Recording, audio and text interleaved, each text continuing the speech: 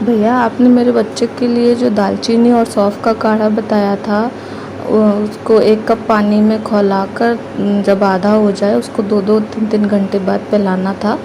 उससे मेरे बच्चे का बुखार ठीक है। और पसलियाँ चल रही थी, उसके लिए आपने हमें घी की मालिश बताई थी, तो घी की मालिश भी हमने करी है और उससे उसकी पसलियाँ चलना भी ठीक हो गई हैं। आज वो बिल्कुल ठीक है। और आपने जो होम्योपैथी की मेडिसिन बताई थी उसको देने की ज़रूरत भी नहीं पड़ी है। थैंक यू भैया। नमस्ते भैया जी। मेरे पति की 3-4 दिन से बिल्कुल भी नींद नहीं आ रही थी। नींद की गोलियां देने के बाद भी नींद नहीं आ रही थी। तो मैंने भैया जी को बताया। भैया जी ने बताया कि तलवों पे मालिश करें और दालचीनी और तेज पत्ता उबाल कर पिलाएं। उससे मेरे पति की रात में अच्छे से नींद आई। धन्यवाद भैया जी। आपके बताए नुस्खों से हमें बहुत फ़ायदा हो रहा है। Thank you. भैया जी नमस्ते। मैं उड़ीसा से बोल रही हूँ। एक दिन पहले मेरी बच्ची 2.5 साल की है, उसकी पूरे बदन में इतनी ज़ोरों की खुजली हो रही थी, मतलब वो एकदम से सो नहीं पा रही थी, इतनी ज़ोरों की खुजली हो रही थी।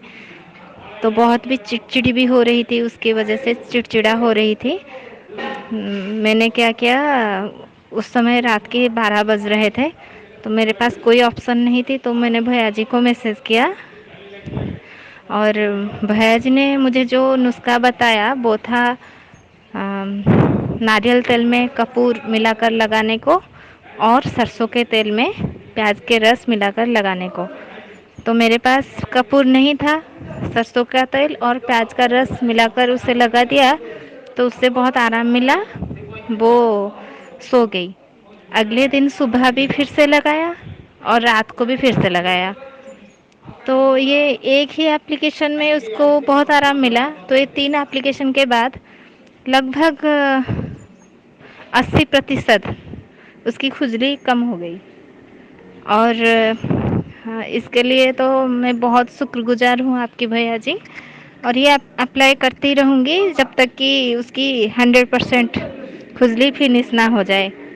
और इसके लिए आपको बहुत बहुत धन्यवाद भैया जी।